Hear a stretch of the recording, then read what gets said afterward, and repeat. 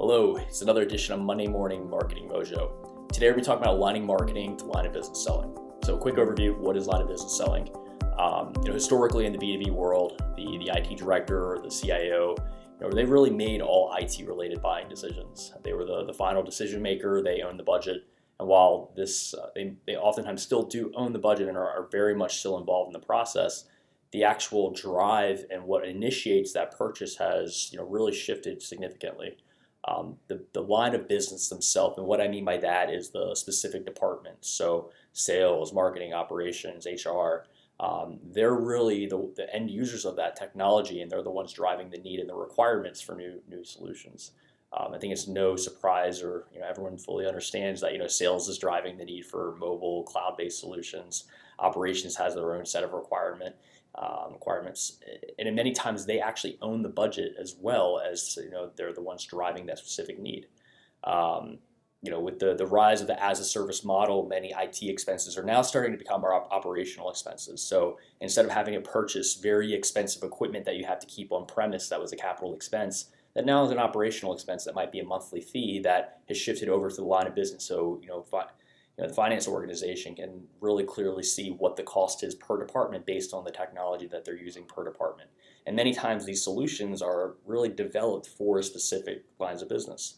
So instead of a solution that's blanketed across the entire company, which obviously still does exist, and many times IT is the one driving that, there are now these niche solutions for sales, for operations, for marketing, for HR, and so on and so on. What we've seen is marketing hasn't really caught up yet. We've heard from many clients on new campaigns when we start talking about the criteria and who they're looking to drive leads for. It's always the IT director. It's always the CIO. It's every single time that's what we hear. That doesn't mean that they're not influencing the budget or influencing the decision, and they might even be the final person who is signing off on something.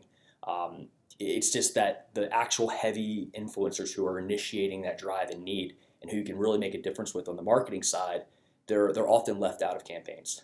So what action do you need to take? Well, first off, really understand who are the users and make sure they're included in your targeting. Don't just focus on the individuals that are signing the paperwork. Make sure that everyone who's involved in that solution and everyone who benefits from your solution is a part of the campaign targeting. And it's also important to really look at personalization. In today's world, marketing has to be personalized. People want to see messages that actually speak to them. Otherwise, they're just going to completely ignore it. In order to stand out, you have to say something at the right time to the right person that really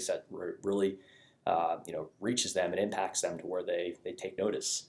So marketing has to be personalized. You have to have the end users of the solution as well as any type of final decision maker and campaign targeting. And think about who your primary decision maker truly is.